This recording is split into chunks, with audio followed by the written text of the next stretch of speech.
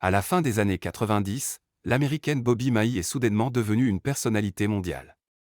La jeune femme était enceinte de septuplés, et jusqu'à ce moment-là, aucun septuplé n'avait jamais survécu à l'accouchement. Bobbi et son mari Kenny allaient vivre les mois les plus difficiles de leur vie. Le couple s'apprêtait à vivre une grande aventure avec de nombreux obstacles à surmonter.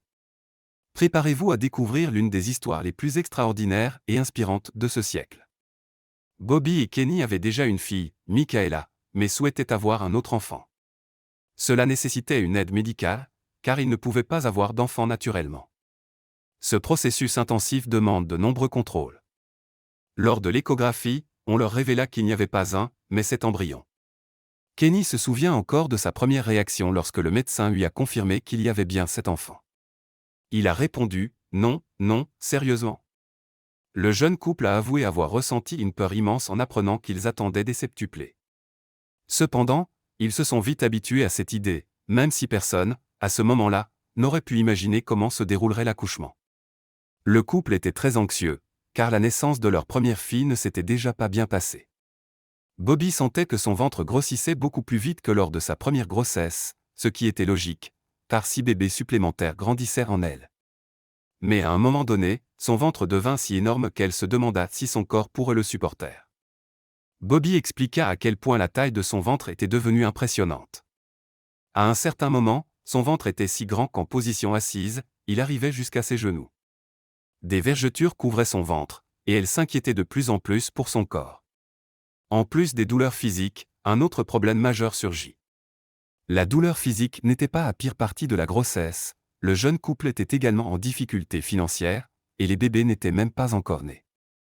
Mais ils essayaient de ne pas trop s'inquiéter et priaient pour des jours meilleurs.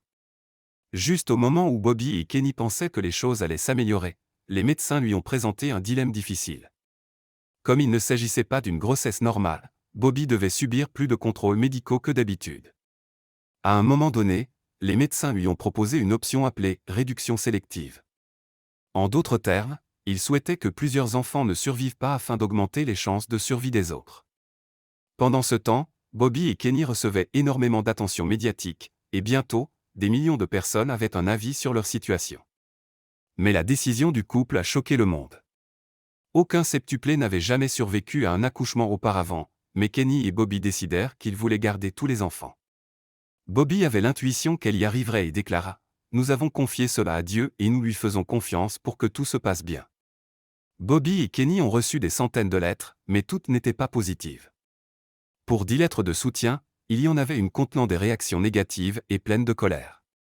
Certaines personnes considéraient une famille aussi nombreuse comme un gaspillage de ressources et pensaient que le couple exploitait l'attention des médias.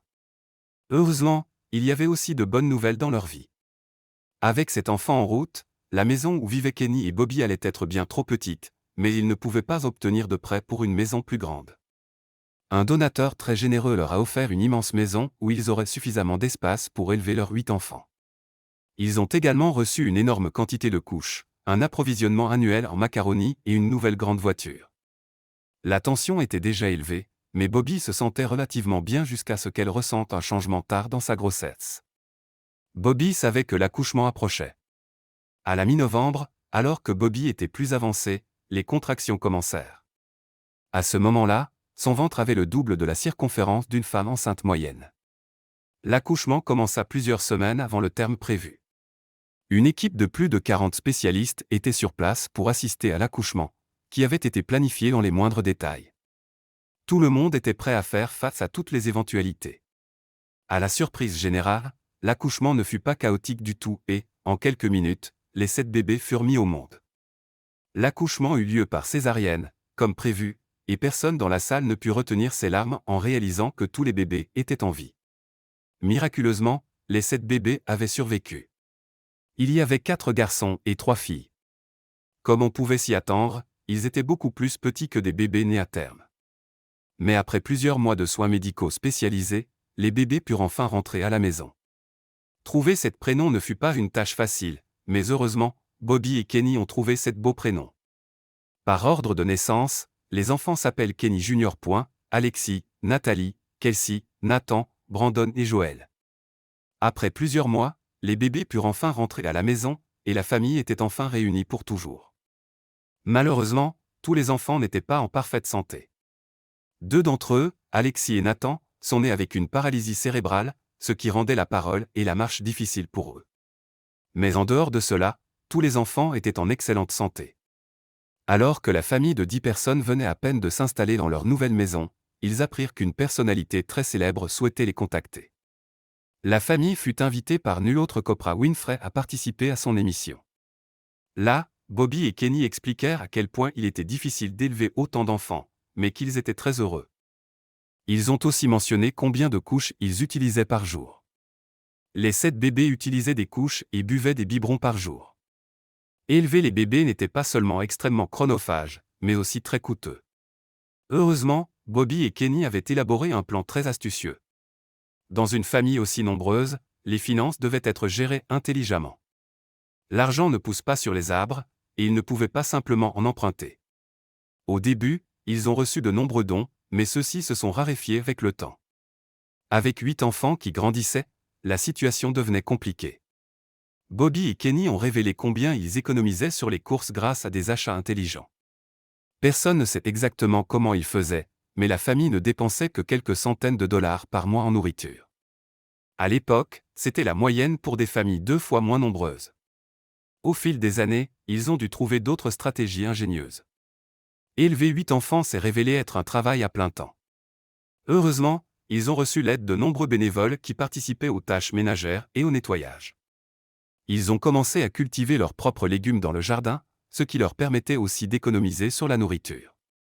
Pendant ce temps, une autre personnalité célèbre voulait rencontrer les enfants. À cette époque, George W. Bush était président des États-Unis, et il souhaitait voir les septuplés en personne. En partie à cause de cela, les enfants ont reçu énormément d'attention médiatique, et les parents ont dû prendre une décision difficile. De nombreuses chaînes de télévision voulaient raconter la vie des enfants. Cela aurait pu rapporter beaucoup d'argent à la famille, mais ils ont choisi de ne pas suivre cette voie et de les élever aussi discrètement que possible. Cependant, ils ont fait quelques exceptions pour des moments spéciaux. Bobby et Kenny ne voulaient pas que leurs enfants grandissent sous l'objectif des caméras, mais chaque année, ils autorisaient la réalisation d'un reportage télévisé pour l'anniversaire des enfants. Après quelques années, le monde a eu droit à une mise à jour spéciale. Une fois de plus, un documentaire a été réalisé lors de leur anniversaire, offrant un aperçu unique de leur vie extraordinaire. Par exemple, ils ont soufflé un nombre impressionnant de bougies pour leur anniversaire. Pendant leur adolescence, les enfants ont traversé des moments difficiles, mais aussi vécu de belles expériences. Alexis et Nathan avaient tous deux un handicap qui rendait la marche autonome compliquée. Mais Nathan n'a pas baissé les bras, il a fait preuve d'une persévérance incroyable et, après une opération de la colonne vertébrale, il a appris à marcher sans aide. Alexis, elle aussi, a accompli de grandes choses dans sa vie, devenant un modèle pour de nombreuses filles. Elle a participé à des concours de beauté destinés aux personnes en situation de handicap et a été élue Teen Miss Dream Med True. De plus, elle faisait partie des meilleurs élèves de sa classe. Concernant leur scolarité, Bobby et Kenny ont fait un choix particulier. Pendant les premières années, ils ont même enseigné à leurs enfants à la maison. Mais en grandissant, ils ont décidé de les envoyer à l'école. Un événement marquant s'est alors produit, pour la première fois de leur vie, les enfants ont été séparés les uns des autres. Ils se sont retrouvés dans des classes différentes, ont noué des amitiés chacun de leur côté et ont développé leur propre personnalité. C'était une étape importante pour eux. Ensuite, ils sont entrés au collège et au lycée, où ils ont continué à évoluer de manière indépendante, avec leurs propres traits de caractère. Par exemple, Alexis adore étudier, et Kenny Jr. est connu pour être le farceur de la classe. Tous les frères et sœurs étaient très musicaux et faisaient partie de la fanfare de l'école. Ils se produisaient lors d'événements spéciaux et prenaient beaucoup de plaisir à le faire. Lorsqu'ils ont atteint l'âge requis, c'était un moment clé que les médias voulaient couvrir. Aux États-Unis, on peut commencer à conduire à un certain âge, et beaucoup se demandaient comment les septuplés allaient gérer cela, sachant que leurs parents ne pouvaient pas leur acheter de voiture. Ils ont donc tous dû trouver un travail pour financer leur permis de conduire et leur propre véhicule. Lorsqu'ils ont terminé leurs études secondaires, les 7 enfants ont obtenu leur diplôme. 4 d'entre eux ont poursuivi leurs études à l'université, tandis que 2 autres sont allés ensemble dans une autre école. Mais un des frères a pris un chemin totalement différent. Brandon a décidé de rejoindre l'armée après le lycée. Il a toujours été passionné par tout ce qui touche au domaine militaire, donc sa décision n'a surpris personne. Aujourd'hui, devenu adulte, ils commencent à bâtir leur propre vie. Kenny Jr. a fondé sa propre entreprise, et Brandon connaît du succès dans l'armée. Alexis devient enseignante. Kelsey et Nathalie terminent leurs études, tout comme Joël et Nathan, qui sont très intéressés par l'informatique. Alors que les enfants quittent progressivement la maison, Bobby et Kenny doivent adapter leur mode de vie. Mais nous sommes très fiers de la manière dont nos enfants ont grandi, dit Bobby. Heureusement, ils n'ont plus besoin de cuisiner autant, ce qui réduit les dépenses alimentaires.